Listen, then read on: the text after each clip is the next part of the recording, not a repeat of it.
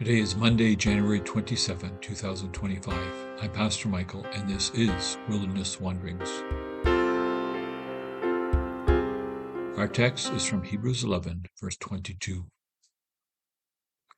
By faith, Joseph, when his end was near, spoke about the exodus of the Israelites from Egypt, and gave instructions concerning the burial of his bones. Perhaps the greatest test of faith is not sacrifice, but success.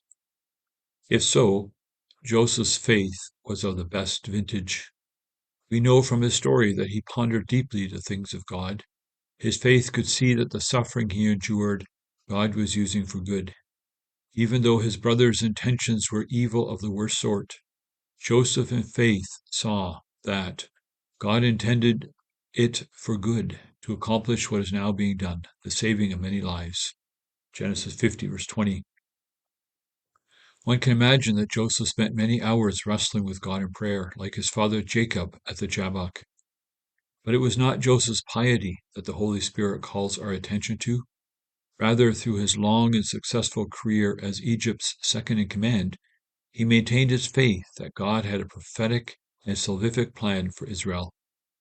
It was not powerful Egypt, but little Israel, that God would use to redeem the world. Not Egypt, but Israel would display the glory, holiness, mercy, and love of God. Such faith must have seemed eccentric and bizarre to all who knew about it. In his day, Egypt was the dominant world power. Israel must have felt a little like Canada does today with the USA as a neighbor. Abraham's descendants were only a tiny tribe, scarcely more than an extended family. That Joseph rose to become vice president in this superpower was not that unusual. But for such a leader, while still in office, to believe and announce that hope for the world's future lies not with superpowers, but with tiny Israel and with her God-given role in history, that is quite another thing. It was not Israel's holiness, nor her understanding of her identity that mattered. Israel's history reveals she was neither very holy nor very able to embrace her God-given identity.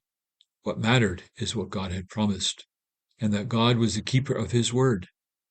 The Holy Spirit gave us this chapter of faithful people to shore up our own faith, not faith in our faith, that is silliness, but faith in God. Despite Israel's weak position in the world, God did use her. Today, many people are concerned about the church. She is shrinking in North America. In some places, she is coddling up to power.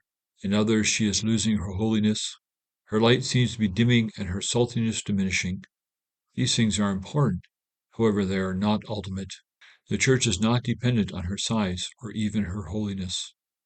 She is dependent on God. Fear not, says Jesus, I am with you to the very end of the age. Israel is no longer living in the promised land, but Joseph believed that God's people would return there. God's plans would be fulfilled, and he wanted to be identified with them. Even in death, he wanted to be remembered not as a famous prime minister of Egypt, but as a member of a fledgling nation through whom God would redeem the world. Egypt was not her home. The promised land awaited. Material success often dims our longing for the new creation. We become so comfortable and secure with our worldly possessions, we neglect laying up treasures in heaven. Joseph's eyes of faith did not waver from the future. He fixed his eyes on God as we fix our eyes on Jesus, longing for the joy that awaits us, not depending on the momentary joys of life today.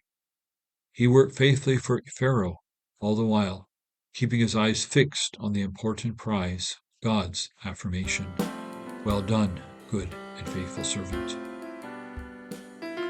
As you journey on, go with the blessing of God. May the peace of the Lord Christ go with you wherever he may send you. May he guide you through the wilderness, protect you through the storm. May he bring you home rejoicing at the wonders he has shown you. May he bring you home rejoicing once again into our doors.